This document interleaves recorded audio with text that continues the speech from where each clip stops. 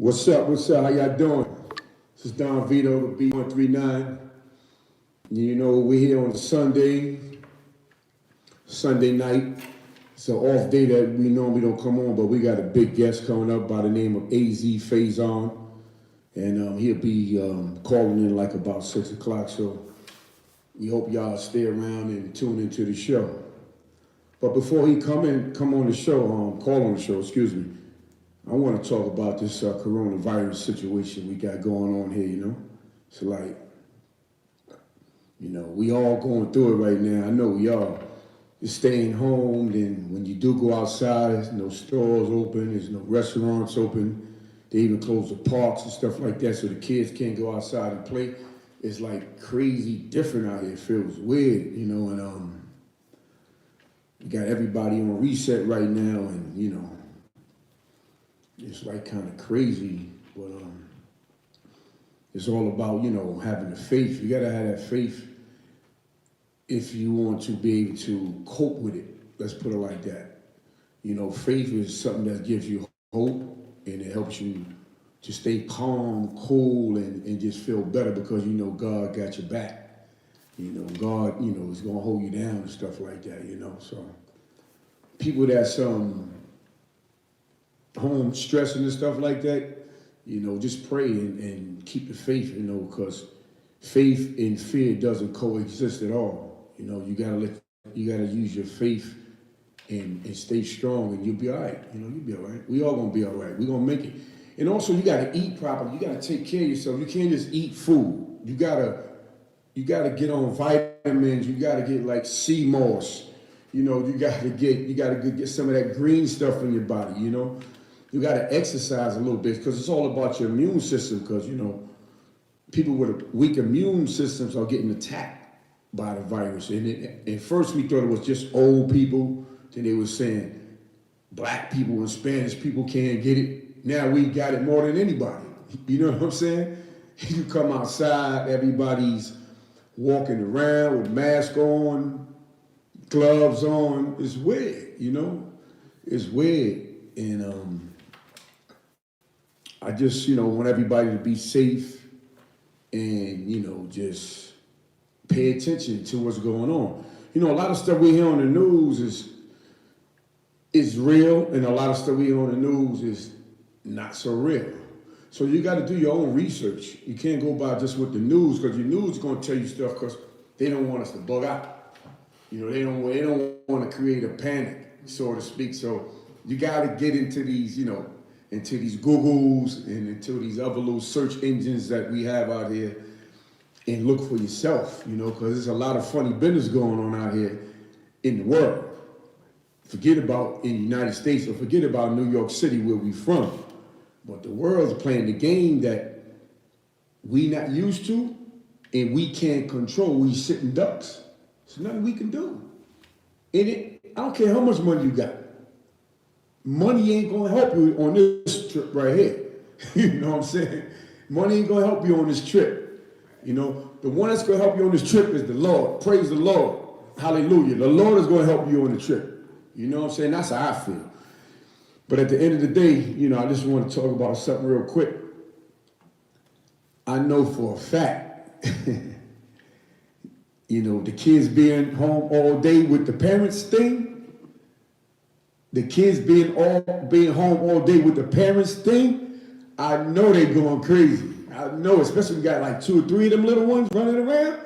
Oh man, mommy. Daddy. See, daddy don't hear that much. The daddy usually be gone. You know, mom be gone too, but daddy be gone. But daddy got to get some of that work in too now. So it's like, it's a lot, man. It's a lot. But at the end of the day, I just want to bring a little humor to y'all. But I wish everybody the best. Everybody stay safe. And, you know, just do the best you can. See, my thing is that, you know, Cuomo said May 15th, they're going to open up the city. How they going to do that? Let's keep it real. What's going to warrant that? I haven't heard about no cure. Have you? I haven't heard about no cure. So what we going to do? We're gonna let everybody walk out. We all gonna have masks and gloves on. So that's how we're gonna rock. You gonna open up the city like that? You gonna send the kids back to school like that? It's not right, man. We might as well just go ahead and do what we've been doing until this thing is over. You know what I'm saying? Because, you know, it sounds like an accident waiting to happen, so to speak. You know what I mean? Like, people when they come out, gonna get that 6 feet thing is not gonna be working, and people gonna be around each other, and I guess more people gonna get sick. And the ones that have the weak immune system, you're gonna die, you know, and it's sad. Because I lost 2 family members. God bless them. I lost my uncle and I lost my cousin. And it's like, wow, you know, like you hear about it, you know, people dying on the news and stuff. But when they hit home, it's like, oh man. You know, it's like, and then I started getting like, looking on the social media and seeing a lot of my friends, families passing away. People that I knew, but I ain't seen in a while, passing away. You know, friends of mine calling me, talking about somebody in their family passed away. It's like, man, you know, wow. And that's all you can say is like, wow. And people dying in large numbers, man. And then to talk about the death part, well, I'm only gonna speak from what I know. But my uncle and my cousin, they can't even bury him right now. They talking about they had to put him in the ice box. What is an ice box? They had to put him in the ice box. And then once they get when the spot opens, or I don't know how they was trying to say, then they're gonna cremate him. You know what I'm saying? There ain't gonna be no funeral where you view the body. It ain't not gonna be none of that type of stuff. It's gonna be ice box. Then I saw something on the news where they had a bunch of trucks like in the parking lot. And in the parking lot, like 10 trucks lined up. And dudes was carrying boxes into the back of the truck. In the back of the truck was like freezer boxes type of trucks. And they were just stacking them up. They stacking them up. You stacking up human bodies, man, like you stacking up dead animals or something like that. It was like, yo, this is crazy, man. All I gotta say is, you know, if you got a family out there, you know, and you haven't talked to them in a while, give them a call, you know, say, how you doing? You all right? What's up? You know, even if you ain't get along for a little while, you know, it's bigger than that now. Coronavirus is serious. You know what I'm saying? Call them and say, how you doing? What's up? You know, how you been? You know, stuff like that, because you never know. You never know. And no one is invincible to this right here. And to say it once again, they don't even have a cure. They don't have a cure for this, man. So it's like, it's rough. Society is different, man. You know? And a lot of businesses went out of business. Forget about closing down. I went to a restaurant on 125th Street, and I walked down the block, and I said, damn, I know it's on one of these blocks. Then I walked back, and the restaurant was there, but the sign was gone. They not closed because of the virus temporarily. They went totally out of business. So this is affecting businesses now, you know, livelihoods and stuff like that. So now you got people dying. You got people losing their business. You know what I'm saying? We still got these bills to pay. People got mortgages to pay. People got car notes to pay. People got rent to pay. You know what I'm saying? It's like all of that stuff is a big thing. You know what I'm saying? And I really just don't know what to say about that. But at the end of the day, you got to nourish your body. You got to put the right foods in your body. You know, you got to get your vitamin C. You got to get all that, you know, that stuff that keeps your immune system regulated and keeps your metabolism running properly and your digestive system and stuff like that. And if you like quarantine and, you know, you don't go out like they say and you stay low, you should be fine. But it's all right to come out and get some air, though, take a little walk, put your mask on, because you're going to bug out. And you need a little exercise, you know? You start bugging out, you know? So I just wanted to say that to you people, you know, before AZ calls in. And the Beat 139, I speak for everybody at the Beat 139, you know, my comrades, my team, they not here tonight, I'm here by myself. But at the end of the day, you know, I love them all, I miss them all. You know, I got the show going on, but ain't nothing like we all here. We have food, we got drinks, you know what I'm saying? We have fun, you know what I'm saying? We have post interviews, a lot of stuff is missing that we normally do. But at the end of the day, I gotta hold it down because we gotta stay relevant, and we gotta stay competitive in this business because yesterday was our 2-year anniversary. I wanna clap for 2 years. 2 years, it don't sound long, but it is long when you're doing interviews and you interview like 250 something plus people and stuff like that. You gotta stay on your game and stuff like that, you know? So, you know, I wanna shout out to Doc, shout out to Cali, shout out to Riley. I wanna shout out to Felicia. I wanna shout out to Sierra. I wanna shout out to Cooper. Shout out to my man Gio, Genius. I want to shout out to Clay, you know what I'm saying, technical engineer. And I want to, you know, give thanks to the people who started the show with us early in the game, you know. I ain't going to go through the names and all that, but we appreciate you because, you know, at the end of the day, y'all were a part of the Beat 139 journey. And I got to put that out there, you know. So 2 years, it feels like, wow, you know, like we still here, we still relevant. And people still feeling us and stuff like that. So, you know, a lot of shows have really like distanced each other, you know, like you got some people who still going into the show, but then they started to do a lot of things on Zoom, started doing a lot of things on Instagram Live, you know, stuff like that, you know, to keep the business going and stuff like that, because this is crazy, you know. I went to the store the other day. I saw a friend of mine. I had my mask on. They had their mask on. I said, hi. They act like they ain't even know me. I said, damn. You know, everybody's scared of each other now. This is crazy. This is totally crazy. But we ain't got to be scared of each other. All we got to do is just do what we know we supposed to be doing, and this will pass, just like anything else. This is just different, and it's big, and it's worldwide. And, you know, there's not really much we could do about it. Just hope that they get a cure for this sometime soon, you know. So we can get back to the things that we love to do, you know. We could get back, they closed the gyms, can't get the decent workout in. You know, to you workout people out there, I know y'all feeling it. You know, a little push-up here and there, a little squats is cool, but ain't nothing like that iron. You know what I'm saying? Ain't nothing like hitting that iron. You women hitting them step classes and all that Zumba and all that yoga and all that stuff. I know y'all can't wait to get back to that. That's what's going on, you know what I'm saying? But last week we had a great interview with my man T-Rex. He's a rhythm and gospel singer. He came through and he blessed us with his new song. And T-Rex has been a friend of the show for a while. Then we had a woman by the name of Phoenix. She came from Brooklyn. We used to do showcases at the Harlem Miss, like a year ago, and she came and embraced the stage. So she came through with some new music. So we had a good time last week, you know. And with the Beat 139, you know, we all about people striving for success.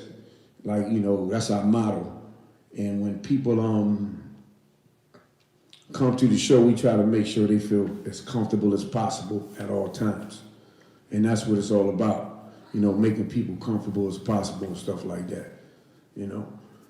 But I want to touch on the topic before AZ calls in, you know. I want to talk about the fact of the matter that, like, when you go to these supermarkets and stuff like that, man, it takes like an hour to get when you go to the supermarket, you got to load up. Because it's like a big thing when you go to the supermarket now. You go in there, you got to stand on the line all the way around the corner with the 6 feet distance thing. Like an hour. Then when you get inside, you know, you know, a lot of stuff that you want is not there. So you waited all this time to see that stuff that you wanted ain't there. And then you got that long super line on the way out. You know what I'm saying? When you gotta leave. So it's a process when you go. Like you go to Costco's and all that type of stuff. That's 2-3 hours, man. That's work. So I don't know, man. This is like different out here, you know? This is very different. And you know, I mean, if a person never did a bid before, this is light. You know, if you ever did time and stuff like that, this is not as light to a person who did time because they, you know, they take away more privileges than but this right here, if you can't do this, don't do no time. I'm gonna tell you that right there. If you can't handle this situation here, stay out of trouble. Because believe me, this is that inside is way worse than this. At least you still can go outside, you eat what you want. You can be with your loved ones and stuff like that. But you can't, you know, you can't do what you want. It's a different situation, you know. But let me see what else I got to talk about. And I got a guy coming on this Wednesday by the name of Scott Styles. He's a actor who came out. And he's doing a movie with Denzel Washington and a few other big stars. He'll be on Wednesday, and I'm looking forward to him coming on Wednesday because he got something he want to talk about that's big and that's different, and it's gonna be a very good interview because this guy here he's been in the business a while and he's really starting to get the shine that he deserves and stuff like that, you know. So waiting on my man AZ to call. He's supposed to call at 6 o'clock, but you know sometimes you gotta wait. You know, it'll be like that. But patience is a virtue. But yeah, what I want to talk about another thing is that like when they do lift the virus situation, people think life is gonna go back to normal. It ain't gonna go back to normal right away. Trust me, because it's all mental right now. You're gonna still feel the same way you feel. You know, you still gonna feel uneasy. Things are gonna be open, and you're gonna see a lot more people out in society, but people are not gonna get their mind right for at least about 6 months to a year. Because this is crazy. This is really, really hurting people. And a lot of people that I talk to on the phone, stuff like that, all of us like, man, I don't know what to do. I'm tired of watching TV. Netflix is getting boring. You know, it's like, I'm home. I like being home, but I don't like having to be home. You know what I'm saying? And I'm like, wow, I understand what you're saying. You know, I know how it is. Cause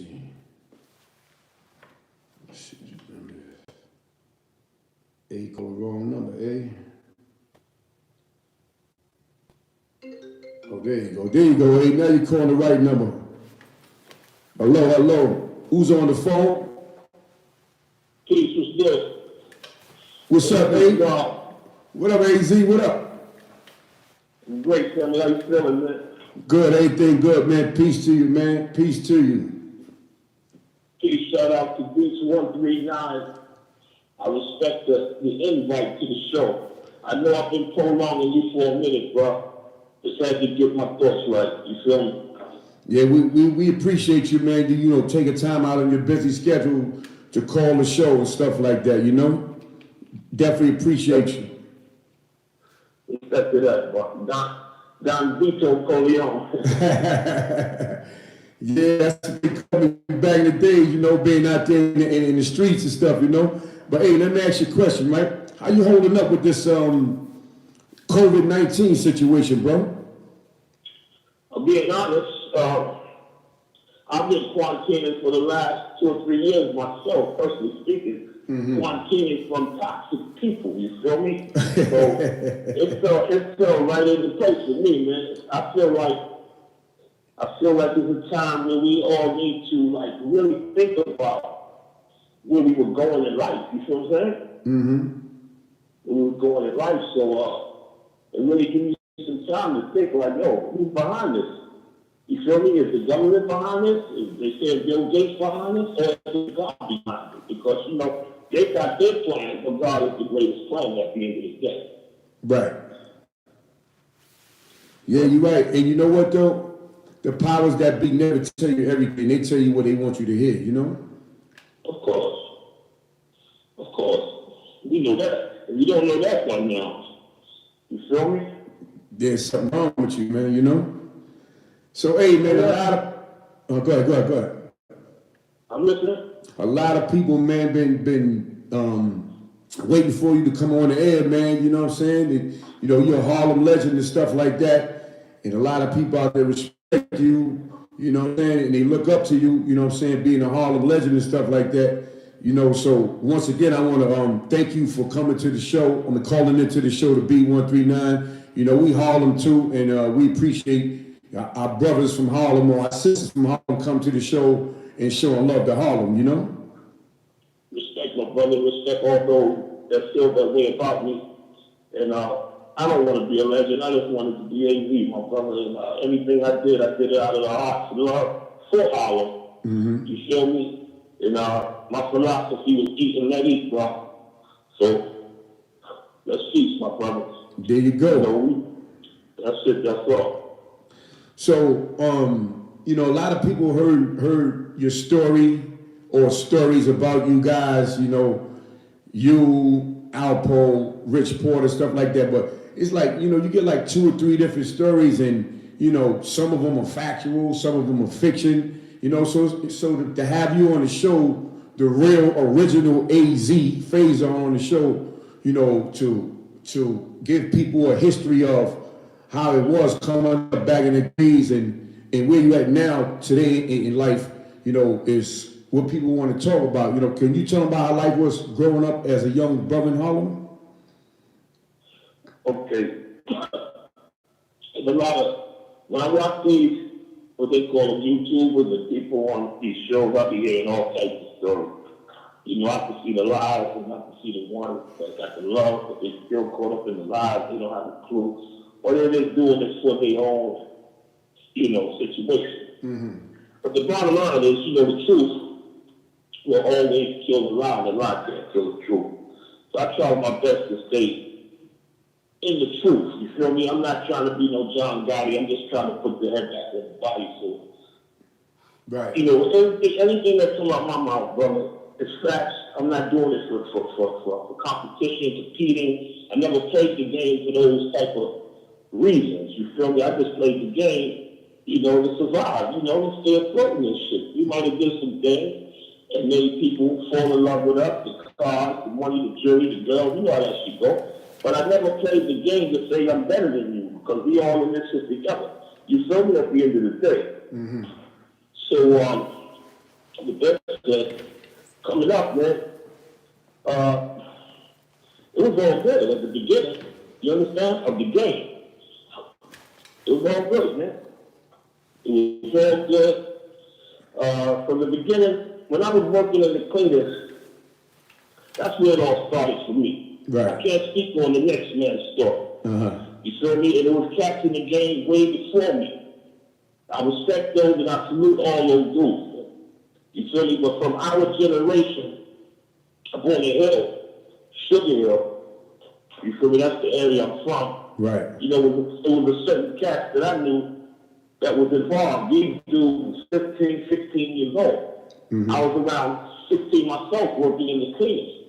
But I looked up to these dudes. Even though I was trying to go the right way, I still respected the streets. You understand? Yes. And that was Rich Porter, Doo-Wop, John, L.A., you know, these dudes were in the game before me.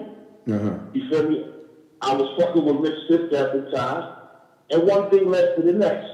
You feel me? They was doing what they do.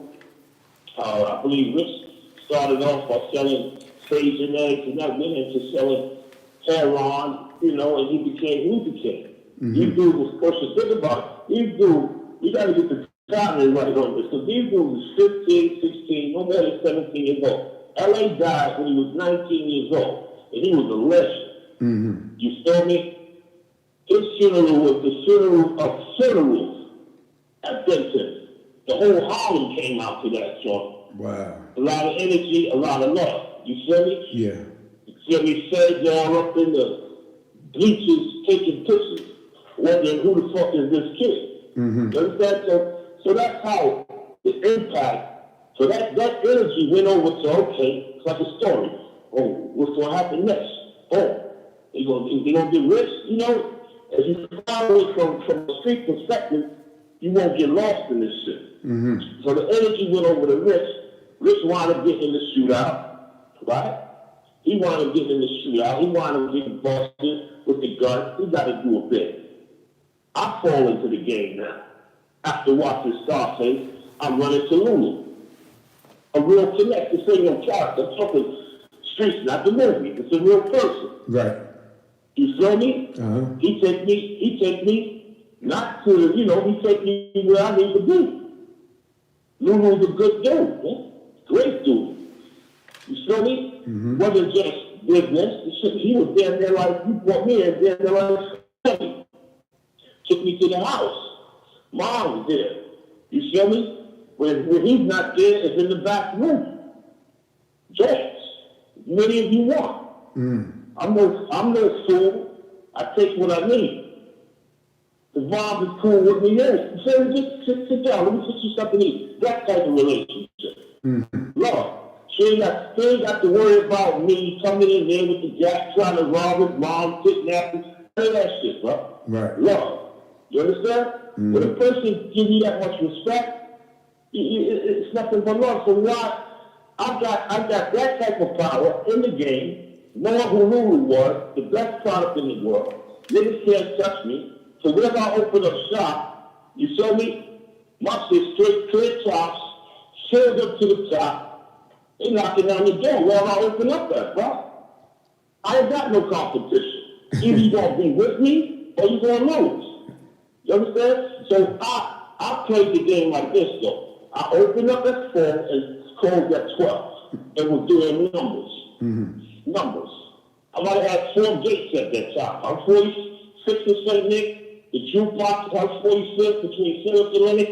I'm 34 between 7th and Lennox. 132 location, and I'm 30th between 6th and Lennox. Each one of them joints is doing 100,000 a week. Wow. Easy. You understand? From 4 to 12. Even fast. So I didn't really, my thing was this. I was going to never let the game tell me what to do. Mm-hmm. I'll tell the game what to do. Right. Because when the game starts telling you what to do, that's when you get into the bullshit. Uh-huh. The game says, kill this nigga. Disrespect this nigga. Nah, I'm not doing that. I'm not having no bodies on my jacket. But that's when them folks come in. Right. You feel me? Uh-huh. They'll respect you and you respect it. Because they know what it is just as well. They're the ones giving it to us. Indirect, you feel me? Mm-hmm. I'm not trying to, tell you what, I'm just trying to set up, the atmosphere and what it was back then. Right, but what you're doing, you telling the real because there's a lot of different stories about what happened with you guys coming up. You know what I'm saying? And people putting their own little twist on it and stuff like that. So to have you on the show, and the real AZ, like I say, and to tell it like it is, a lot of people want to hear that because a lot of people like interested in your story, man. I know you don't call yourself you don't want to be called a legend. You call you just a respectful man in society.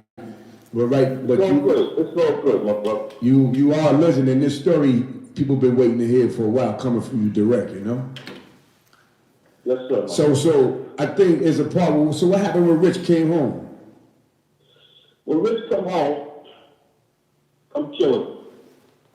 I'm doing numbers. First thing, your man, he got to put it back where he was. I'm not, you know what I mean? Not to make him feel less than. Nigga, I know Rich. I know how he get down. Mm-hmm. All he needed was a joint, a car, and some paper. Mm-hmm. So here, boom. And then he gave me like 10,000. Come on, we went and bought the Star. I think we went to bought the Star, what do you have? Smoke Gray Star, 9,000. Smoke Gray with the smoke gray seats. Mm-hmm. And gave him a job. And he went to work. This was that his story, doing what he do. You from there? Right. Cars after cars after cars. Keep going. Rich, come on. Everybody want Rich. Back then, who wouldn't want? Everybody wanted to give him Rich. So Rich had his own lane. This is when I had my own lane, and Alpo had his own lane. Eventually, you feel me? Right. But together y'all were a team at one time. From the outside looking in, you know, that's what it looked like. But on the inside, okay, we was tight like that, but everybody had their own lane. I got you. You understand? I might have been getting it from Lulu, Rich come holler, or Poe come holler, but our Poe situation was different because how Alpo came in, how I met Alpo, Rich got locked up, and him and Rich was cool, to my knowledge, right? This is how I see it. You know, people tell me they didn't go that way. This is how it went to me. I was driving in my car, Center Avenue one day. I'm coming up 139th Street, on your block, 139. I'm coming up that block where you used to have the basketball game down over there on Lennox. I'm shooting up that block one day, and I'm going through the 2 blocks, 145th. So I see this motorcycle following behind me. I'm like, wow, what is this? You know, I make a left, he make a left, I make a right. So when I stopped, this he pulled over, and it was Alpo. He got off the bike. He's like, what's up? I said, he's still Alpo. I said, okay, cool. He said, yo, he was fucking with Rich, and Rich used to, you know, look out for him. And things been kind of strange since Rich been gone. And I hear you, you know, doing what you do, trying to see if I can get in there. I'm like, okay. I said, listen, man, Rich gonna call me tomorrow because Rich is calling me damn near every other morning. Willing to speak to his sister. His brother speak to me when he get a chance to hear what's going on the streets. I just kept telling him, just come home, baby. Everything's good. Just come home. Right. So I asked him about it. He said, yeah, that's my man. That's my man. Look out for him. Look out for him. Make sure you're out. All right, so when he told me that, boom, I put him right in. Put him right in, bro. Put him right in, let him run the jukebox. You feel me? And we went out to Jersey one time. I think I was going to pick up my mom's car. I bought my mom a Volvo station wagon. And I told him to ride with me out there so he could drive my car back and I drive my mom's car back. Right. So he rode with me out there, but they had on the floor, on the showroom floor, they had this new sports car they were coming out with called the Zuzu. The Zuzu. What is it? The Zuzu? I forgot the name of that shit, man. It was Impulse. The Impulse Zuzu. I don't know if y'all remember that. Yes, that's old school joints. Yeah. Yeah, a black joint. So you're looking at it, Jeff, you like that? He said, yeah, man. I said, you want it? He said, yeah. I told the dealer I had the money in my sleeve. I said, yo, listen, get that ready, you're going to come back and pick that up, bro.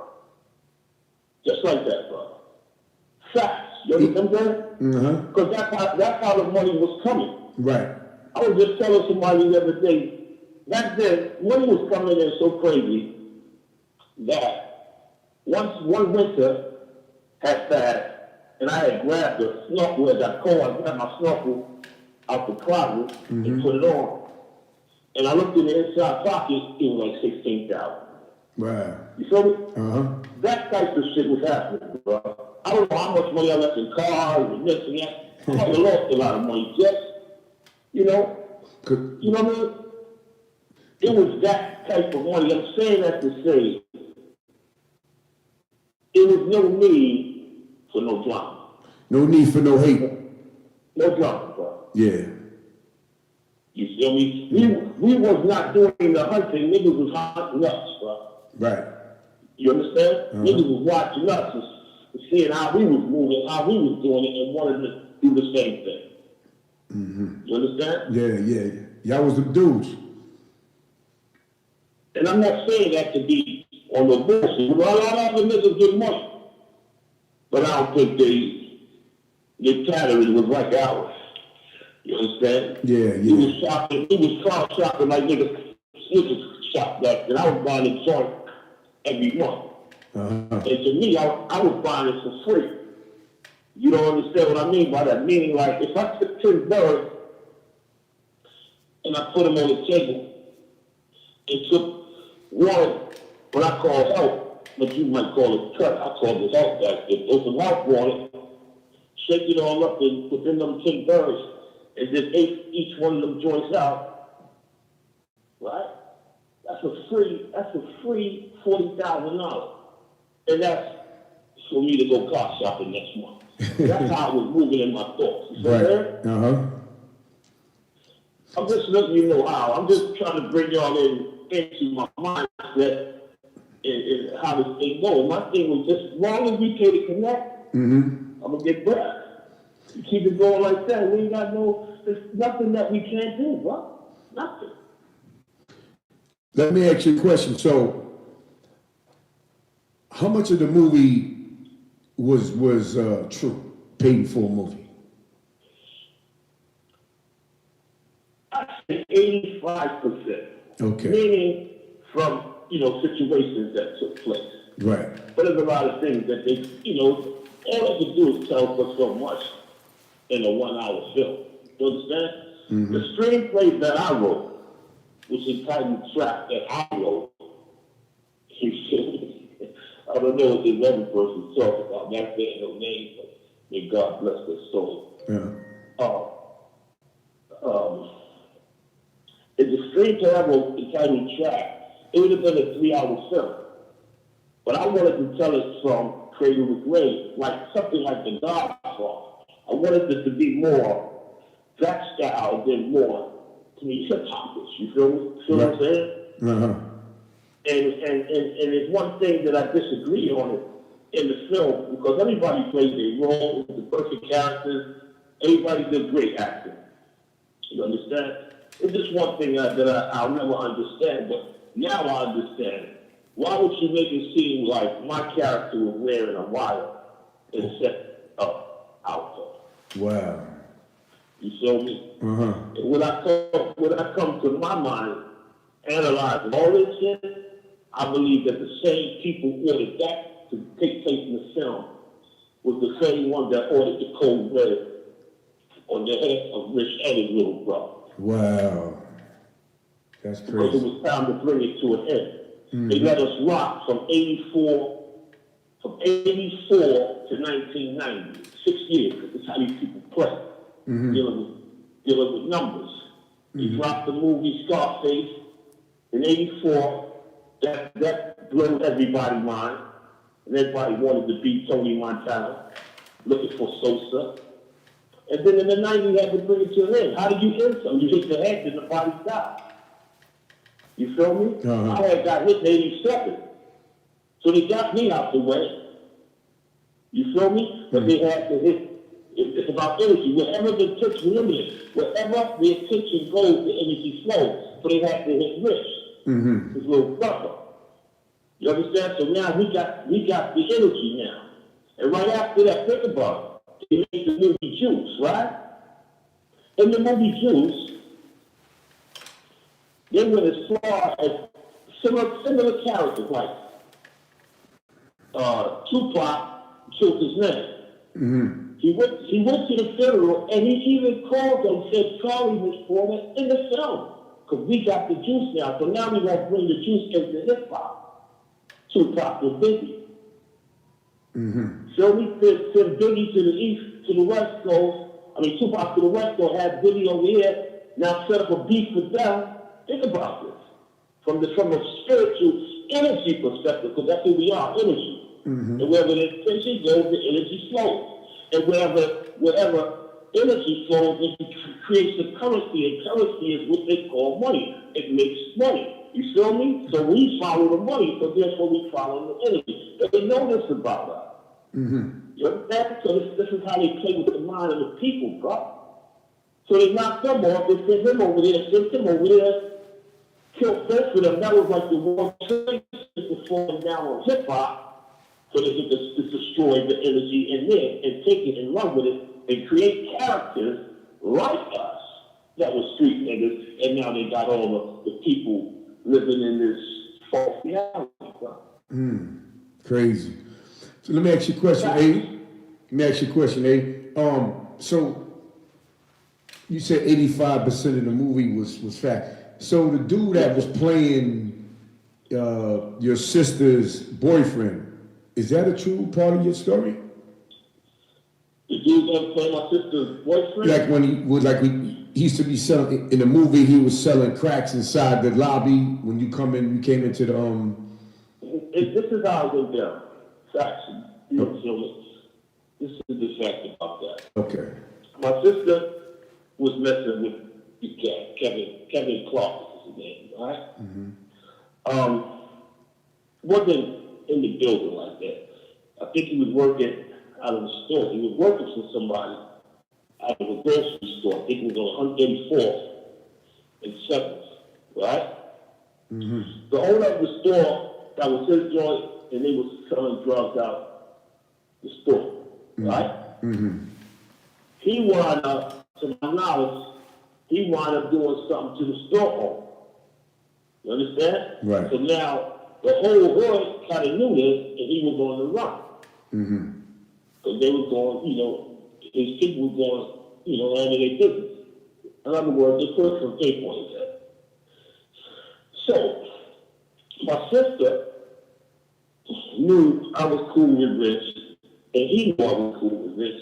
He downtown somewhere in a hotel, and he tell my sister, I'm working in the clinic at this time, to tell me to come visit him because he want to talk to me. Right? Mm-hmm. So I'm like, for what? And I ain't really supposed to do like that. I'm like, for what?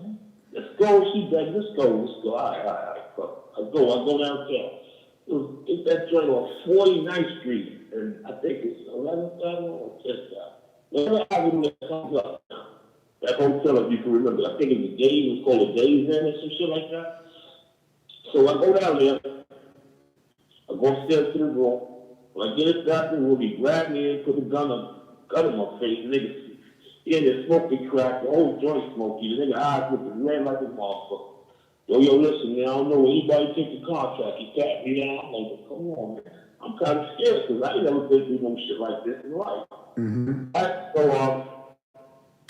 you're like, listen, man, you pull out all this coke. I want you to take this and give it to your man Rich. All right? So my thoughts is to say, nah, I'm not fucking with that. I don't know what it is. Right? Mm-hmm. But me being a thinker, I said, if I say no, this nigga might try to do something. You know what I mean? Motherfucker looking crazy. All right, no problem. I got you. Mm-hmm. Right? I want such and such for it. All right. Oh, so when I take the joint, I leave, I get back uptown, I give it to my sister and say, listen, get that back to home. I'm not fucking with that dude. That dude's crazy. And you crazy for fucking with that man. Facts, right? So, time go on. He wanted, I think this is how he get locked up, to my knowledge. Mm-hmm. He was riding the train, and I think he had a gun on him. He fell asleep, and this is when the guardian angels used to be on the train. Mm-hmm. On the train, yeah. They see him. I think the gun was showing, maybe through the print of the gun or whatever, and they rustled him down and held him until the police came, and he wound up getting about 5 or 6 years in prison. Mm. He got arrested. And then when he came home, in early 87, I believe he came home. When he come home, he come right to me. He said, man, yo, blah, blah, blah, blah. I see what it is. I heard about you. Blah, blah, blah. Yeah, it's all good. What you need? I gave him a drop top side I had. Gave him like 15,000. He gave him a block. Where a nigga was moving a brick a day at. You good. You ain't got to do nothing. Fall back deep, bro. I got this. You ain't got to do nothing. Wow. Huh? He's a good dude, man. But people don't think like that. He may be in here like, in his mind, how you going through some things, and then he gave after this, you know, who knows what he's going through in his thought process. You understand? Mm-hmm. But here's me. This is how I would have thought, being a thinker, being a man and shit. All right, these are dudes from the Bronx that y'all did that to me, right? Why don't y'all sit down and think like this? This nigga got this thing on smash. This nigga is killing him. This nigga got 30, 40 cars in the garage. Each one of them joints talking 50 a phantom. Why, yo, get in with these niggas. Don't try to get at these niggas. Get with these things. The same thing we doing in Harlem. Why don't you say, okay, let's set us up in the Bronx and let us do it like we make it now? No problem. No problem. Instead of you try to shoot me with the gun, y'all niggas try to shoot me and try to jump in front of the gun for me, bro. This is how you gotta look at shit like that, bro. I'm good. I got to connect with connects. I don't need nobody. You setting everybody out. Come on, bro. Any nigga that used my formula back then got rich. Got rich. Yeah. Queens, Brooklyn, more. Next question. Yeah, you setting everybody out from what I hear, eh? You know what I'm saying? Yeah. You setting everybody out, man. Ain't too many people doing that like that, man. That's a good dude right there, man. I mean, I don't see how anybody can not love a dude like that, man. You giving up cars, you giving dudes blocks, you giving dudes money so they can get on their feet, and they still not happy. It's like, that's crazy. No, because the average dude thinks like this. Nigga throwing money up in the street, doing their cars. How much money that nigga got, man? You get that, nigga. We good. They thought process. You know what I mean? Yeah. All things that, what I learned is, sometimes you gotta act like you fucked up. You know what I mean? That's what I learned, and be rich. Right. I learned this after I got shot, but one day, you know, Texas Star Restaurant? The guy Steve was like, I used to know him since I was a kid. When I used to get up early when I wanted to go inside, you know, it's Texas Star from wall to wall, back early in the morning.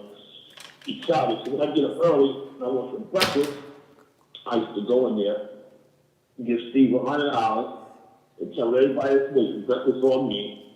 Let me get mine right now. I did that a couple of times. You feel me? Yeah. And people, you know, shit, hell yeah, you know what I mean? So cool. So one day Steve called me, get in my car. He said, come here for a minute. He called me Junior because that's what he knew me from a kid. He said, let me say something to you. He said, what you do, that's all good, and the people love you for it, but you don't know who you're doing that in front of. I said, what you mean? He said one time, it was a detective in there, giving breakfast and shit. And then after, you know, people left, he came back and asked me, who was that guy that continued to, you know, what do you do? I was like, wow, I never looked at it like that. So some things that you do, you know, for the good, people might be there undercover. You understand? Right. I was listening to something the other day. Maxwell Jordan, he was talking about Al Capone.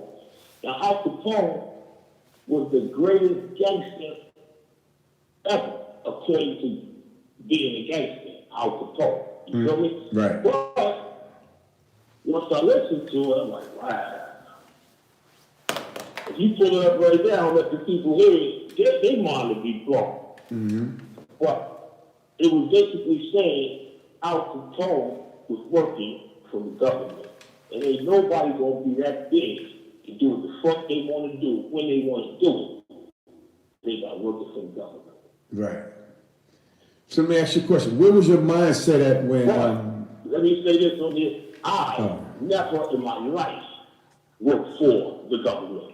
Okay. Okay? Yeah, it is. There's a lot of cats out here, been out here, that's still out here. They even think, you know, this is so deep, man. It's so deep, man. It's ridiculous. It's funny. A lot of that movie was already done. They're trying to get a movie. You know, and I'm not talking about the home.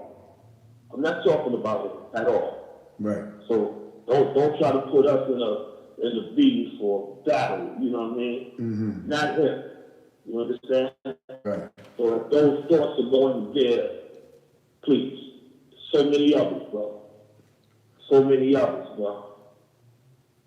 Yeah, hey, but let me ask you a question. What was your mindset that taking it back a little bit, or maybe it was around this time when that situation happened with Richard's little brother? Repeat that again. What was your mindset, or what was going on around that time when Richard's little brother had that problem?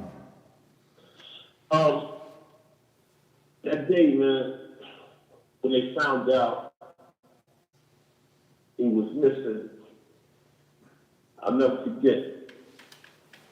I think Rick's sister Pat and Dad at the time, she was at my mom's house.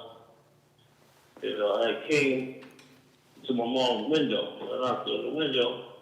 And my mother said, "She's not here. She went to her mother's house."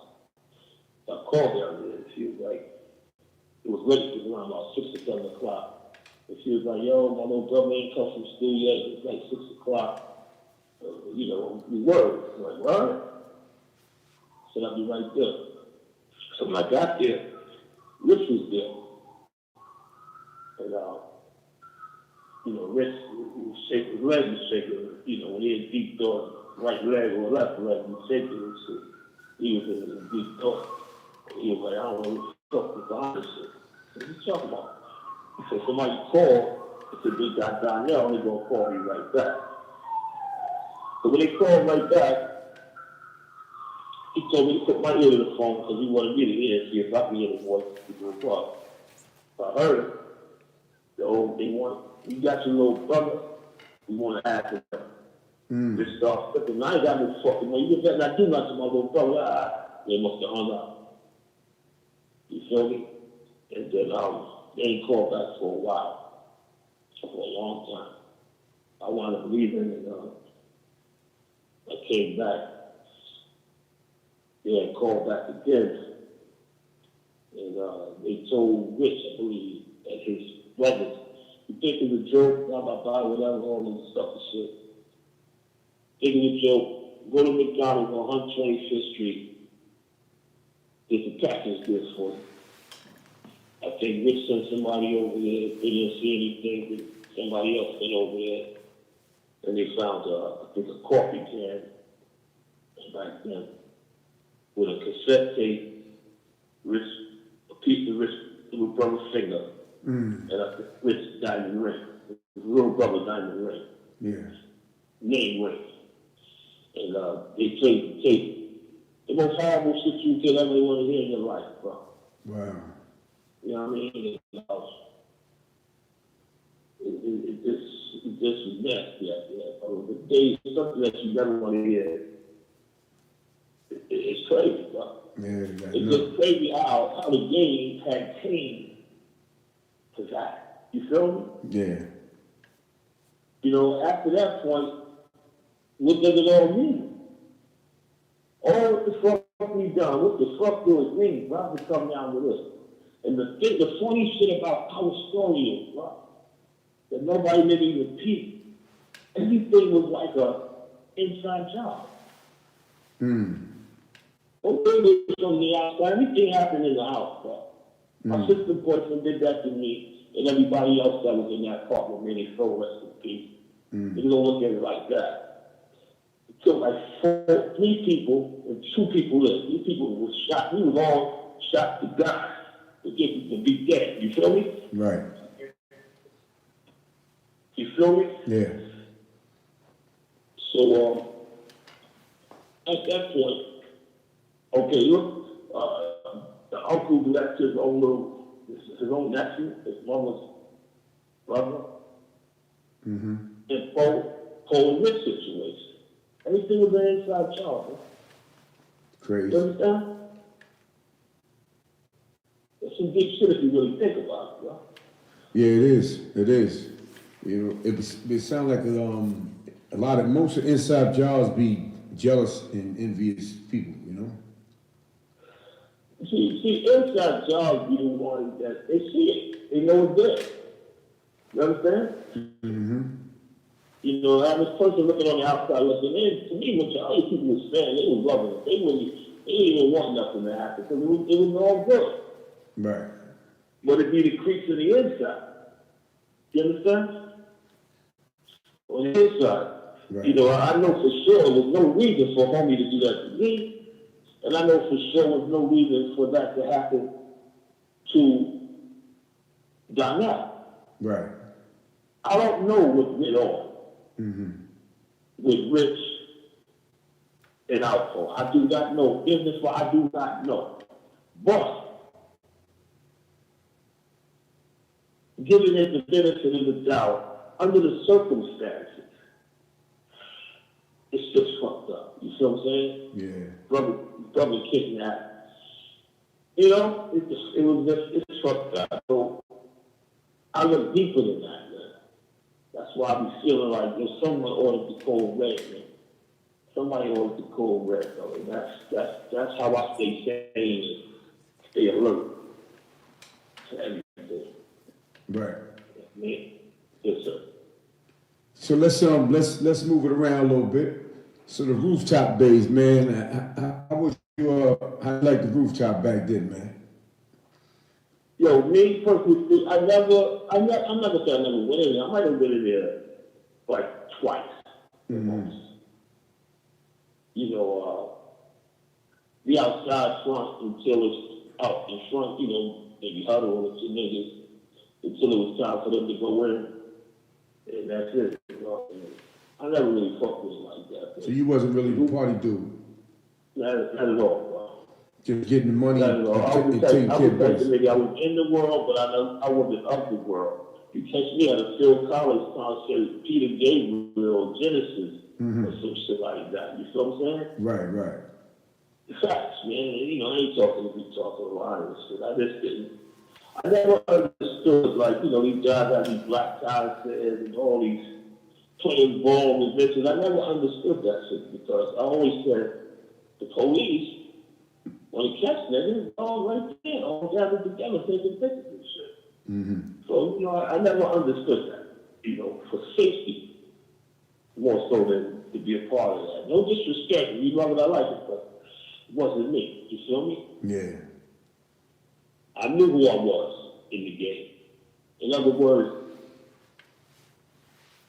I'm boss. And to be boss, boss means to me brains over stupid shit. You can't be making no dumb moves, because if you fuck up, that fucks up the whole organization. Right. You understand? So I play defense more so than offense, if you understand what I'm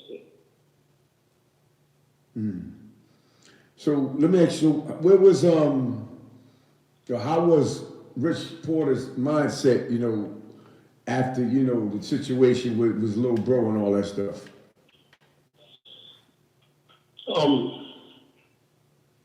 He wasn't the same. He wasn't the same. And Rich was fucking with Fritz heavy at that time. Because after what happened to me, I felt back, bro. I felt back and Lulu got murdered. You feel me? In the midst of that. Not saying it had anything to do with my situation. It was just, he maybe was looking for a nigga that he could trust, like me, after my situation. And he maybe gave a nigga that maybe joined some more. And you know how the game go. A nigga give you one to knock this nigga off, because you gonna get off with the 15. And I think that's what happened to Lulu when he got murdered. Good dude, man. Good dude. And dude came to see me in the hospital when I was shot, brother. Even though that you had to go to the precinct and get fingerprints to come see me in the hospital before you could come visit. Right. And he went through that being the motherfucking connect out of love for me, bro. You feel me? So, and when I got out the hospital, the nigga gave me 5 joints. So yeah, free, bro. Joints, yeah. This is the level of money we playing with. I'm talking about this other connects out there. Other connects seeing how I'm rocking. They're giving me samples to fuck with them. And not no motherfucking gram. You know, I nigga, you know, show your pictures, these 2 gram or something. Nah, this nigga give you a whole 8, bro. That's what work. That's what work for me, bro. I'll take it. Boom. I sell it, get rid of it. buy some rims with that shit. I might take 2 or 3 off of them, buy it from them, because it ain't nothing. You feel me? That shit go within a day. It was all love, bro. Everybody, when you got everybody loving you, it's all good, man. Because you got the machine rocking out the cold rock, man.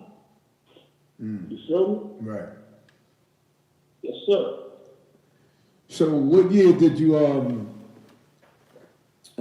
create the start the mob style movement?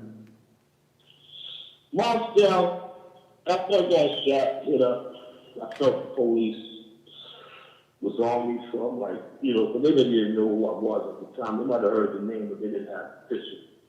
But the situation I was in, when they granted me immunity, so anything that, from August 20th, 1987, anything that I've done prior to that cannot be held against me in no court of law. So I said to myself, I could talk about this shit.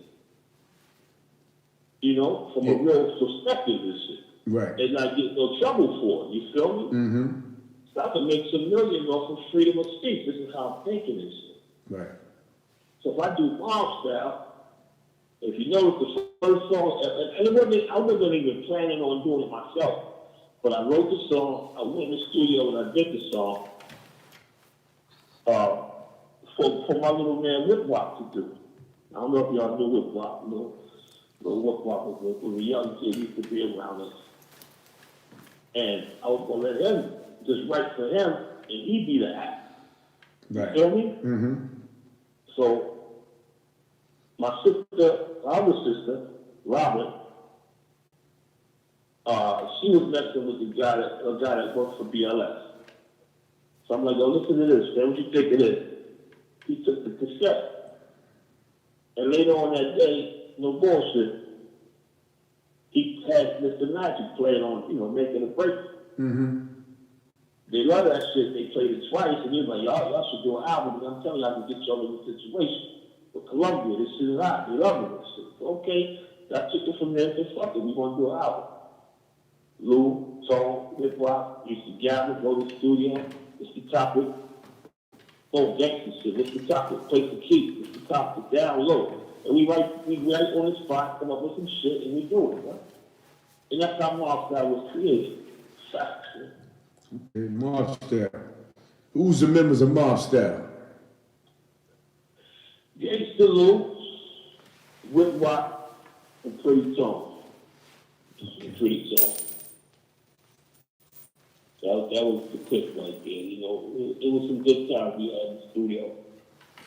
Real topics, facts. We was if it wasn't real, we wasn't laying it down. You know what I mean? We wasn't trying to be no bozos.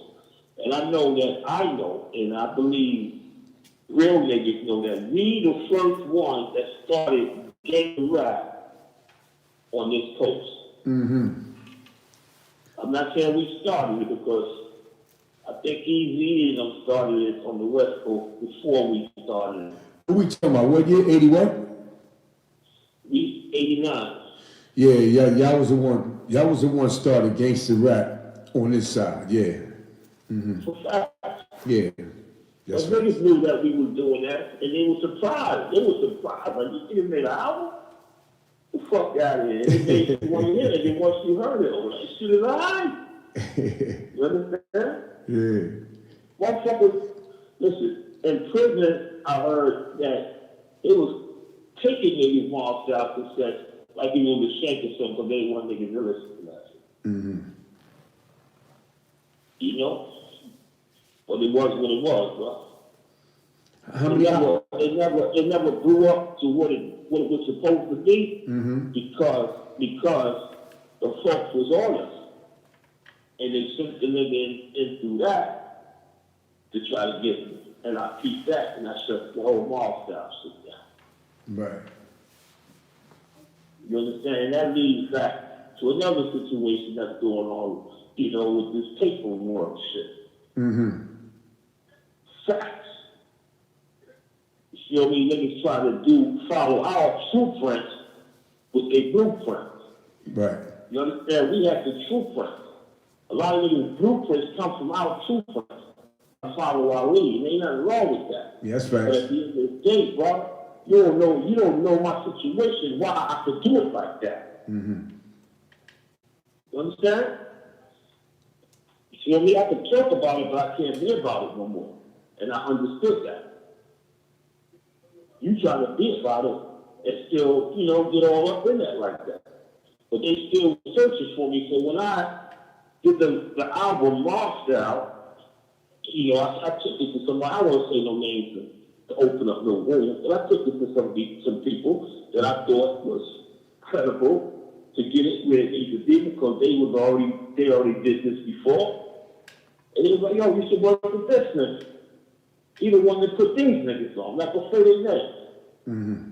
But I'm like, all right, cool. I start fucking with the nigga. But one day in the studio, I was doing the song Streetwise. I'm in the studio. He come in the studio. What's good? This just sounds good, man. Blah, blah, blah, blah. So listen, man. I was smoking too. Smoking some weed that day. And I was a little smoked up. And he told me, man. We talked. I said, I'm trying to get into the zone to finish this song, bro. He said, I got my man. He want to buy out. I said, listen, man, come see me tomorrow on the block. And we talk about it. Let me finish this. He said, all right. So the next day came. I ain't never talked no business with this dude before. Mm-hmm. You feel me? And he smoked up his own at the studio. I don't remember that he even came to the fucking studio. But the next day came. I pull up in my car. He pulled right up as I pulled up. He get out the car. He said, you know what I was telling you about yesterday? My man was gonna have a joint. I was like, But I had just got some joints, and I'm like, let me get this paper. I'm not even thinking like to be smart enough to say, this nigga ain't gonna do no business with me. I said, okay, look, you get the money, I'll do the business with you, but I'm not fucking. Mm-hmm. It's just man, I don't know that nigga. So he go back to the car. Now the dude get out the car, and he comes to my car. He got an army jacket, the army green, the army jacket Chef used to wear. Yeah. And he got the thing with the roof on the shoulders. Uh-huh. He got his beeper up there on the shoulder. He opened up the jacket. He got the money wrapped around his waist. Mm-hmm. Like, look, this is some real straight travel shit, man. like that was a cold-blooded idiot. I said, wow, first thing came to my mind, cold idiot. Talking loud and talking. Come on, AZ, I'm good. We gonna do this for what? I said, yo, homie, I'll be right back. We're gonna get that. Pull off. Mm-hmm. Pull off. I see a van pull out behind me. Right? So I make the left, make the right, and make the left, make the right. Wow. I go to this girl house I was fucking with. Won't say no names. Mm-hmm. Because I don't want to get sued. She's three motherfuckers, man. Listen, I won't say no names, but I go to her house, I hit the horn, she look out the window, I'm like, oh, come down for a minute. She comes downstairs, night goes on. Boom, get in. We shoot across the bridge to Jersey. Where we going? So, I'm seeing the van following me all the way out there, bro. They acting like that. I was, they ain't trying to hide, but I see this shit, bro. Going to the movie theater, I get tickets, we go to the theater. Night clothes on the whole shit, we watch the whole movie. He keeps trying to ask me what's going on, don't worry about it. Listen, it's all good. Boom. They go home, they dropped up in the movie theater. They was gone, they left. But I said, wow, these niggas is on me. Niggas burn off. And then my mind goes back to how I met this nigga. I'm like, that nigga put it on me. You feel me? Mm-hmm. Right? So I shut it down. That's the day I shut down shop. It's over. They want me, they own me. They not in the music shit. These motherfuckers is on me. For real. Enough.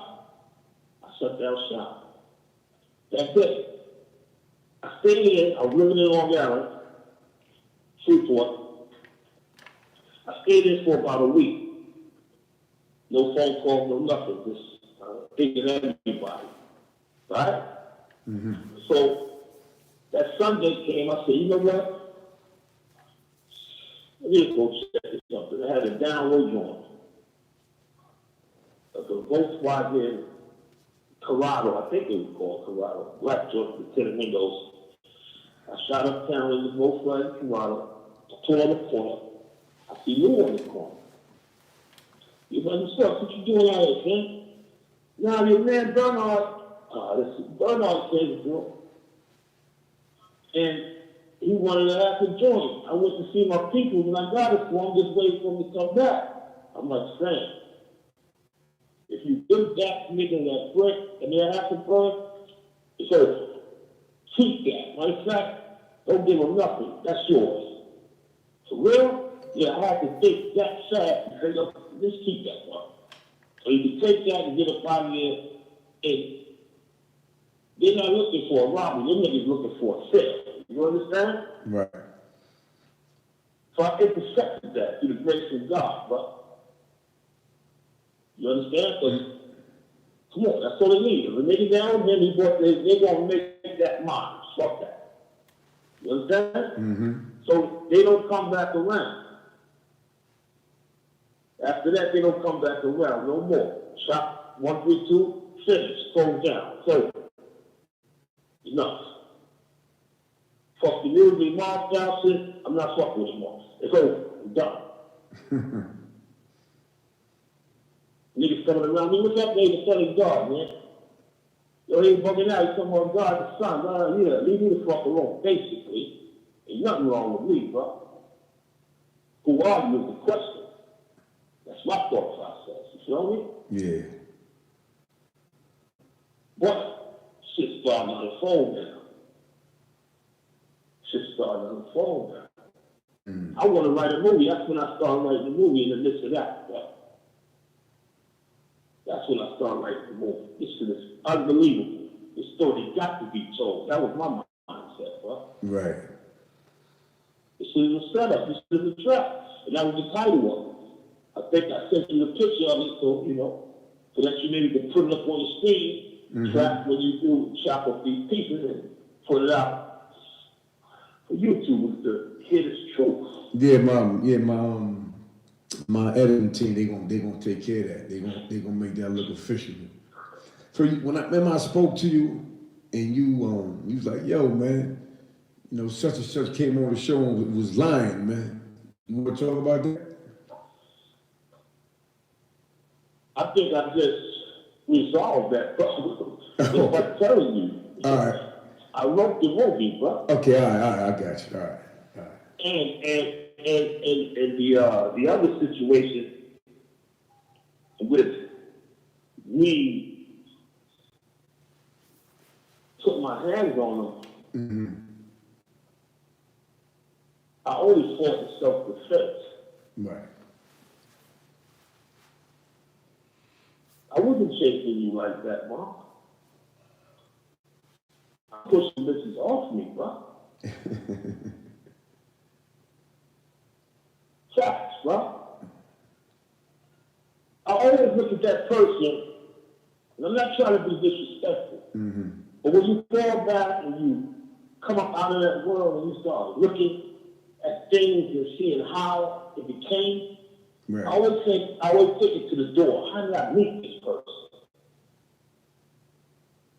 So how I met the person solved the whole problem for me. In other words, I used to mess with her friend. Her friend, I think her name is Tanisha, lived in Colonial. And she used to be riding with her sometimes in the rain. When she came to see, get Tanisha a few hours later. Take your friend, go get the meat ready. So we never was in the presence with them together, but she would pull over out there. And one day, she just kept circling the block by herself.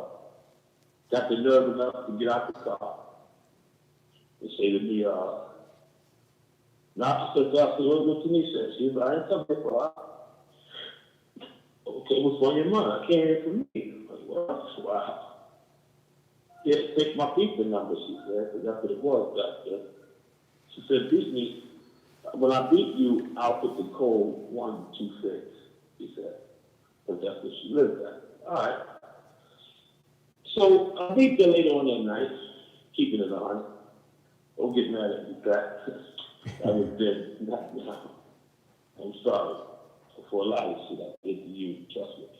But back then, I told her, I'm going to pick up a car for my baby mother in Philly. I was buying that in Acura, Burgundy Acura. I said, ride with me to Philly, and we could talk. She said, all right, cool. I go to school, pick me up, and bomb community college. Mm-hmm. All right? I'm like, all right, no problem. We met, I picked up, when I pull up in front of the college, she come down the steps and shit, and we get in the car, we shoot out the shit, telling me this and that and that and this and that. Blah, blah, blah. He's not a game. You know, the woolly bobos, whatever. We get there, I get the car, she driving my car back, I head back home, tell her, listen, take the car to your crib, whatever, I call you back, and we go get this car to my baby mom's, and let them do what they do. Went down the road, put in the car, celebration, sit here, blah, blah, blah, blah, blah. Later on that night, I went to get my car, she invited me upstairs, and you know how I play it. Play, shit happens. Shit happens, no? Absolutely. You know what I mean? So it was around Christmas time. You feel me? Mm-hmm. Here, put some gifts under the tree for your kid. Sex, man. And I'm not trying to be disrespectful. It just was what it was, man. Mm-hmm. I'm wrong because I violated Patricia and I violated the other woman. Mm-hmm. But the invite, you know how that should be. Mm-hmm. You know, I'd be in the moment. Yeah. It happened, bro. But when I look back at everything, I said to myself, I went and picked her up from school, and I was messing with her maybe for like two years, had a child with her. Love my child to death, and my grandchildren, and her kids just as well. At the end of the day, I said to myself, why is she doing this? And for what? I never did nothing to this woman. Why is she lying? Who she with? Who she with? Did they get to her to try to destroy my character? What is the reason for this all of a sudden? The movie's been out, what, 10, 20 years now? Yeah, like it came out in 2001, 19 years now? Mm-hmm. Think about that. Why now? Why there's other characters saying on the paperwork? Why now? Who are y'all to get? What happened? What? Who am I that y'all want to destroy? Because you can't destroy truth, bro. Right. That's why I stand in truth and I stand alone in facts, bro. But my question was to myself, why she never talked about powers no more? I never picked up and I was like, wow. She ran the game at me like she was this college girl. Never went back, never saw a victim. You understand what I'm trying to say, Claire? So, it makes me wonder, who are these folks? Who are these folks, man?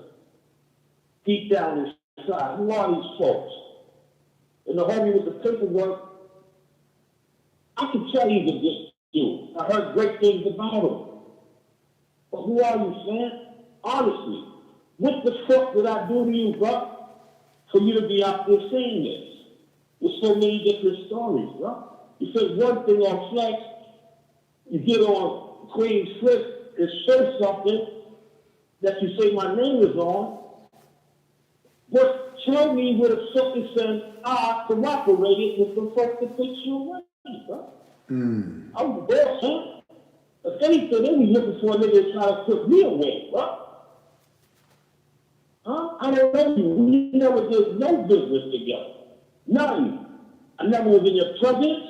You never sat in my car, I never sat in your car. We were in the presence of each other one time and maybe for about an hour the most. And that was the time that when Jesus came to me and said, okay with me, and this show, we came to a ball. We played one game, we won the first game, and the bullshit started jumping off, and I left, and I didn't want to play no more, and I left. The only time I was in your presence, bro. Never went in the store on 125th Street with a car in it. What nigga in their right state of mind would do that and name his store boss if you not playing the game for fame and not playing the game for the game, bro? See, the difference between street smart and book smart, those two worlds all mixed together, bro. We play defenses all the time. You just in it on some, with the blue diamond, trying to impress the broad. You trying to impress Red. The Red want to hang downstairs with the red niggas because they know the difference. Got to draw the line here when you look at these pictures, bro. What nigga would do that with right state of mind? We learn from others' mistakes. We heard that Fisher brought the Apollo. We don't fuck with that. Ain't there 25th Street, Street, and leave that alone. That's their territory. You put a sneaker store right next to that with a car in it. There's only two things that come to my mind. Either you them and you setting everybody up. They come in that store because the Feds definitely going to set up right across the street with their cameras and watch everybody coming in that motherfucker. AZ never went in that joint or drove past it due to those reasons. Okay. Think about that, man. On some gangster shit, on some real shit. And I'm not trying to be disrespectful, but the laws gotta stop, bro. You feel me? I went down to his mom, now so rest in peace.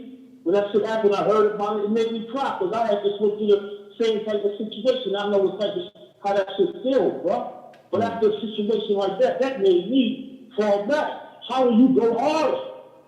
Knowing that the police are behind you now, wanting to know how that happened. Or different.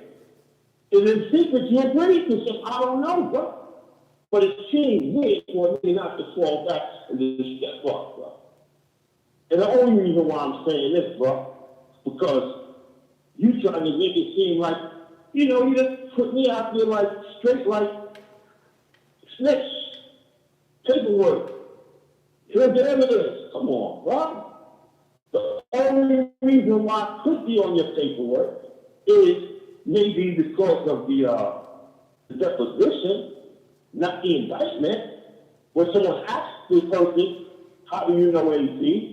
Where did you get this paperwork from?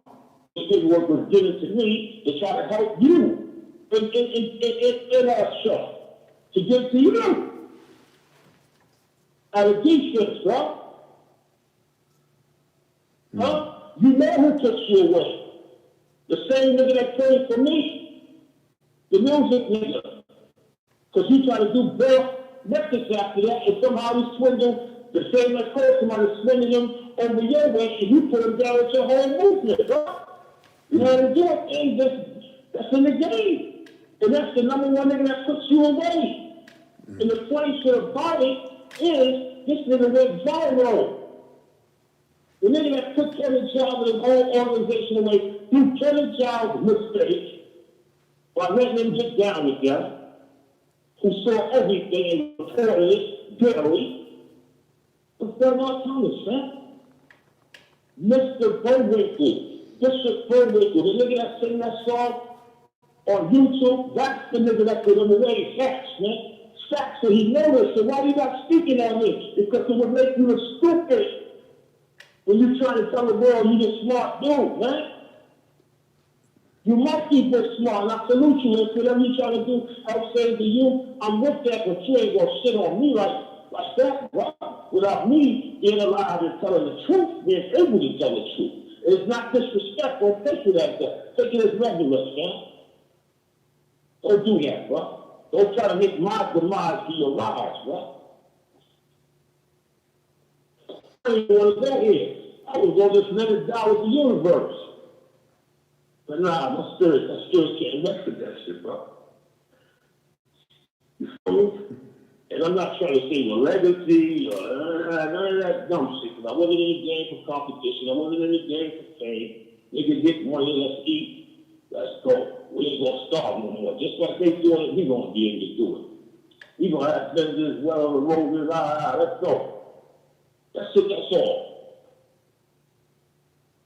You feel me? Yeah, I hear you, man. That sounds like a real deep situation right there. Facts. From my point of view. Everybody got their own point of view. You hear it from my point of view. You know what I mean? Mm-hmm. So, after all that stuff transpired and stuff like that, what is around the time did you keep going or you just fell back and just stayed back? Say it again? Around that time, you say you fell back. Did you fell back and that was it? You just said, fuck, I'm leaving all this alone. I'm just going to chill. Yes, sir. Hello? I hear you now. Did you fall back completely after all that stuff went down like that, eh? Or you just, you know? I fell back from sitting in that Tony Montana seat, if you can understand what I'm saying. I got you. Being that nigga. Right. You feel me? Yeah. I don't need 100 joints no more. Mm-hmm. I ain't fucking with all these niggas. I don't know what's what right now. And certain niggas might have felt that way about me after the situation that had happened to me. Mm-hmm. So I see all that. So I want to fuck with them type of niggas because you done made a choice, man.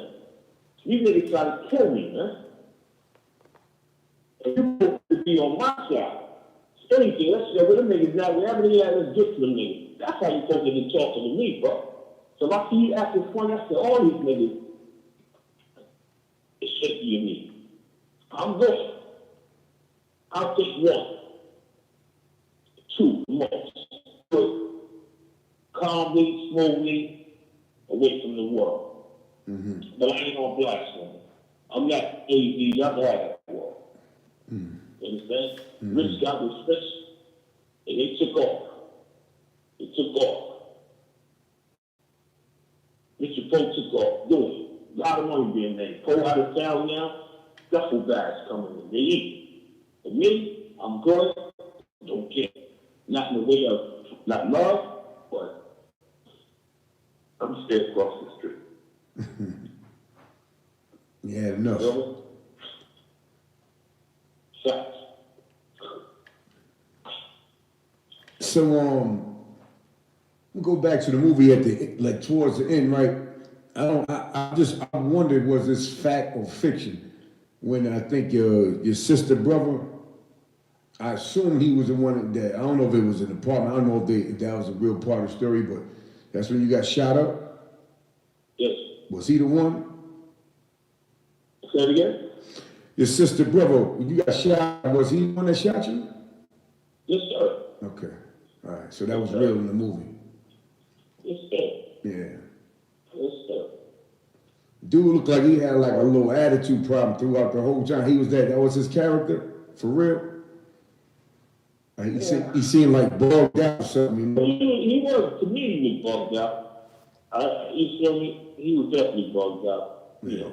Yeah. Like I said, if he came home and do the right thing, you'd have been eating. But for you to turn around and have your people to do that to me and my peoples, you got to be out of your mind. I mean, I think he was smoking and shit, but the nigga must have cracked up that same night just as well. Right. You know what I mean? And they didn't have to do that, bro. They didn't have to do that at all, man. You know, they didn't give a fuck, man. Yeah. Young girl, shot in the head. She lived.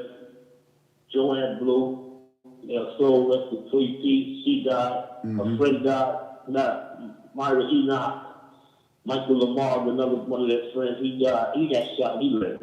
You understand? So, yeah, man, if the situation with the movie, financially, if I wasn't robbed, do that, I would have took care of a lot of those people with some paper. And I don't want them to feel in their hearts like, I made all this money and I'm eating off of a story which people lost their lives. Now, my goal wasn't to be on it like that. My goal was to try to tell the next generation what happened to us so they don't take that route. That's the reason why I named it Trap. Right. You understand? My goal was totally different from what the outcome of the movie was. And that's keeping it 1,000. Right. So what is life like for AZ right now, bro? You laid back with the fam, just chilling, bro? Laid back, chilling, man, staying away from it all. I got some masterpieces in mind. I wish I could get with someone, not the man next to the man. I need to get to someone that's like running and that can cut the checks at Netflix. And I would like to give them this story again from cradle to grave as a TV series. Right. And I guarantee you that they allow me to do this. And let everybody eat that was involved with it. Everybody get paid. You know, the poor family get paid. Alpo give his money. But let me, and whoever you need want to write with me, let us tell this story so that people can really see how deep this shit is and how real it is from cradle to grave back then in the 80s. You feel me? How it went down. And I guarantee you, every time that motherfucker come on, it would cause a curfew in the streets. Motherfucker would be quarantined for the people again. You know, the story needs to be told. Like I was telling someone, I don't care.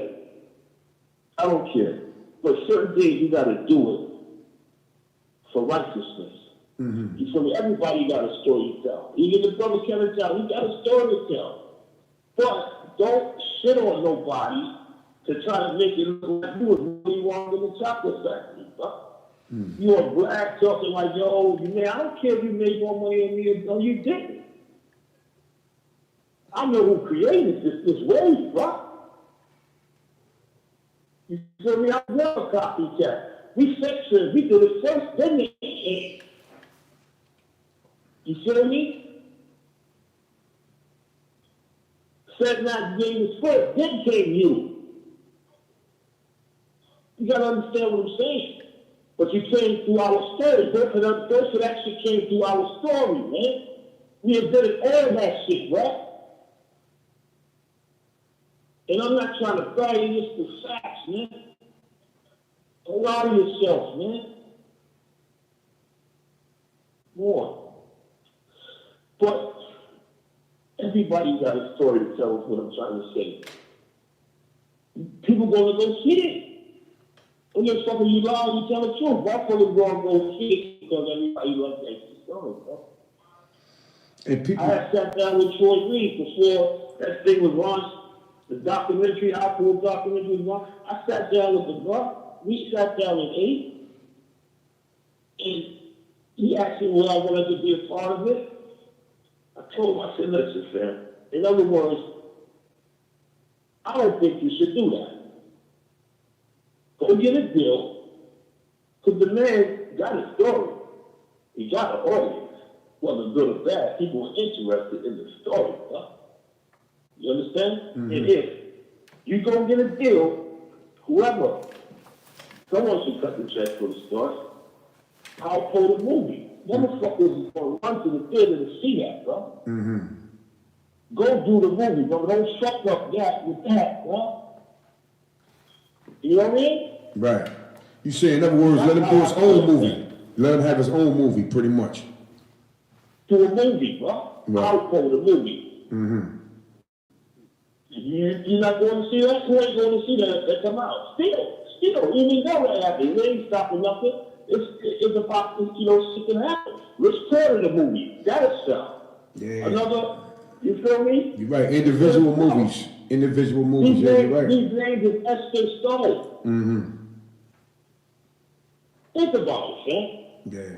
From the character Ace. Look how many Aces that came out after that. Rappers that's making millions. Huh? That lost themselves from the character of paid for. Right. Come on, man. So the following is there, the love is there, the fucking is hate. But this, they loved it, man, because it was what it was, man. Right. It was what it was. You know what I mean? Mm-hmm. The way you approach things, man. You don't shit on people to try to make it look like you was this and that, and they was this and that. Mm-hmm. Nah, man, you wasn't, man. You wasn't even from out town. You wasn't even in the midst. You wasn't from Harlem. You from the Bronx, man. And I'm not shitting on the Bronx. A lot of Bronx niggas I knew and loved, but she wasn't from that. Come on, you can't ask the Woods. Ask the Woods. To me, no disrespect to the homie, man, but I don't know you, man, and that's all, bro. I wish you well in everything that you try to do, man. With love and respect to you, but please, man, leave me alone, bro. And whoever's behind you that's making you do this, tell your dogs off, man. Leave me the fuck alone, man. I'm not one of them niggas. If you can't beat them, join them. I get it. I respect you. I don't want no part from you. But leave me alone, because I don't want to live in the 20s, bro. And I hope they respect me enough to feel like that for me. You understand? It's deeper than what the people see. But the question is, if AZ name wasn't on that paperwork, like I said, if I was, why tell him, go get the district attorney, I said it again, and have him come on one of these podcasts and tell the people, AZ, yes, he was working for us to put this man away. Prove it.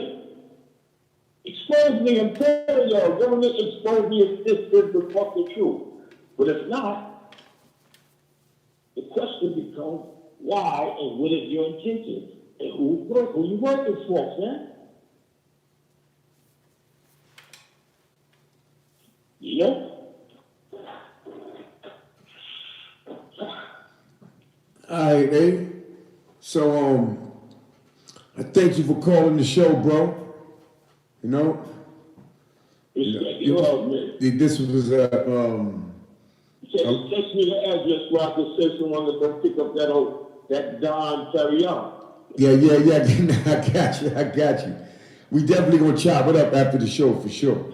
You know, I'm a man. I keep my word. You know, but no doubt. I appreciate you calling. I didn't mean to get off topic or anything. I hope I gave the audience what they want. Nah, you told a story, man. You know, it's an interview, man. We went through it, and a lot of things was touched on, and everybody, like I said, was waiting to hear AZ talks, and they got just what they want to hear. They heard from the man himself, AZ. You know. Hello.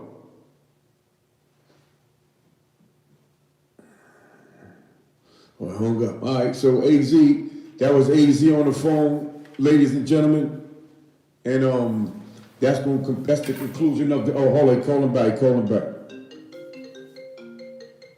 Yeah, hung up. Okay. Yeah, I figured something happened. But I want to thank you. Huh? Yeah, I'm listening. I want to thank you for calling the B139, brother. You know, we've been waiting to hear from you for a while. Respect, my brother. Wish you well, and send me one of them T-shirts just as well, too, if you got it. What size you wear, bro? I wear a real big size. You might not have a 5X tall. Nah, but we can get it done. Don't worry about that. You know, they got him. All we gotta do is just send it to the graphic dude. He put it together. You know? That's what it is, man. Respect, man. Love what y'all do, man. Respect, love, man. Appreciate you calling, man. Let me give a shout out to man. Sammy, that was on the show, man. That was a good interview, bro.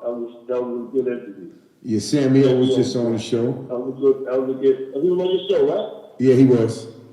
Yeah, it was a good interview, bro. Thank you. That was a good interview, man. Yes, sir. And to her, I love you. But let's tell the truth. My baby mother, man. That's our fucking kids, man. Mm-hmm. Don't let the game destroy us. Fuck the game. That's what's dead. He made it out of there alive, right? A lot of motherfuckers lost their mind in that shit, man. Fuck the game and anything they have to offer. When you get on these platforms, talk that way. Repent. Don't act like it was different. Nigga, that shit killed your mom, it killed my family, it killed Darnell, it killed Fritz, it turned niggas in the foot. That shit is the devil. So for anybody get on these platforms and kind of acting like they was really watching and not looking at it from that point of view, you're a cold-blooded idiot, big bro. Come up out of that mind, bro. We all older right now too, man. Everybody got grandkids and all that, man, you know. Yes, sir, man. It's time to repent, man. That's what it was. The game is for us and our organization. The day that God helped pull God, bro. That's when God said, enough is enough. Bottom line, bro.